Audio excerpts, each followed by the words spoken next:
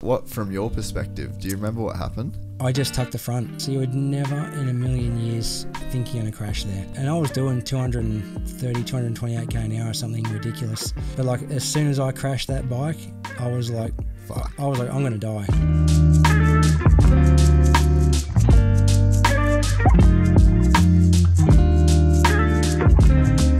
Jet, when he rides, his posture never changes. The other thing is too, because he's the man at the moment, it's like, okay, we need to have straight back. It's like I'm not saying he does have a really good style, and maybe that is the way you should ride a bike. But 10 years ago, there have been things that Carmichael done, and before that, and before and after that, we would have thought, oh, that's how you got to do that.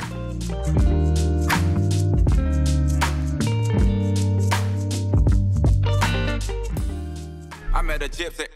We're hitting that corner, and then I can't remember like exactly what his advice was, but he's like, let's just hit this corner a few times. I've always struggled in that corner, and it was a case of just like slow down to go fast. And then Rones was actually filming, and there's just like, I was just hitting this, it just didn't even look like me on a bike, and I was like literally just doing what he said, not even thinking about it, not trying to go fast, just doing exactly what he said. And I was like, what the fuck? Like, this Probably is crazy. Less energy, faster. Way better, dude. Yeah. But that's like that's the annoying thing about motocross, or like doing shit right on a motocross bike. Yeah.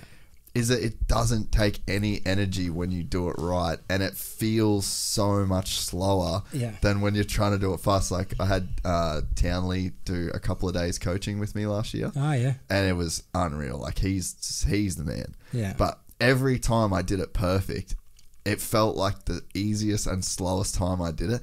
That's so hard to replicate. Yeah.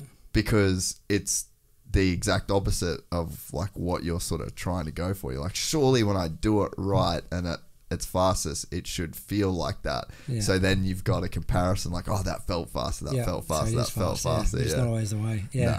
Yeah, my first years in America, not my first years, the years I got right into my motocross, my last 2 years in America, would have been like 07, 08, when Villipotto was like the Don. He was still on the lights bike, I think, but he was going fast. And I do like like Tuesday Cahir, Wednesday Paris, Thursday. Oh, so you were living in Cali? I was living in a Best Western in Temecula. Wow. For like 6 months straight. Yeah. Sorry. 6 months you were just living in a Best Western in Temecula. I reckon it was 6 months. Sick. Yeah, when I first signed with KTM. Yeah. They basically just gave me the work credit card and a van, a ute, and just said, as long as you're training, we're happy to pay for it. Wow. And they had to deal with the Best Western. I think I had Brett Medcalf's like old ute, because he must have been there. Like he would have been pretty young then, I guess, was he? Yeah, I can't remember. Anyway, and so I was living there. KTM like 04, I think, 04, 05, 06 maybe. Yeah, okay. So I joined in 07. So maybe his old work car. Yeah. And and so I'm going on the motocross tracks. And I remember one day, because Villipotto parked right near me, and I'd been there for maybe 2 motors or something. I'm doing my laps, and I'd always be stopped watching what I was doing. He goes out, and so I watched, and it's like he's on a flat track. He wasn't hitting any of the same lines. It's like he carved his own lines in. He's fast as soon as he finished, I go out, and there's all these new lines carved in. Yeah. I reckon I was like 3 seconds or that faster without even trying. Like, so it's not even that they're way better than you. Yeah. They also see shit you don't see. Yeah. Like, it's like, how are you supposed to compete with that? Some people just live a few tenths of everyone else, I reckon. Like, he was one of them guys. Like, there was always a lot of good, fast guys at the track, as you know, in the local stuff. But, like, some of them guys would rock up and just change the whole track, make it look easier. But it was actually easier because they just took more efficient lines. Yeah. Did you spend much time riding at Glen Helen? Yeah, I'd done a lot of Thursdays at Glen Helen. What did you think of that joint? I loved it. Yeah. Because I just sort of got to the point where I was able to ride sort of rough tracks, and because I was a flat track kid, I rode in the bush and a lot of flat track. I never really rode rough tracks.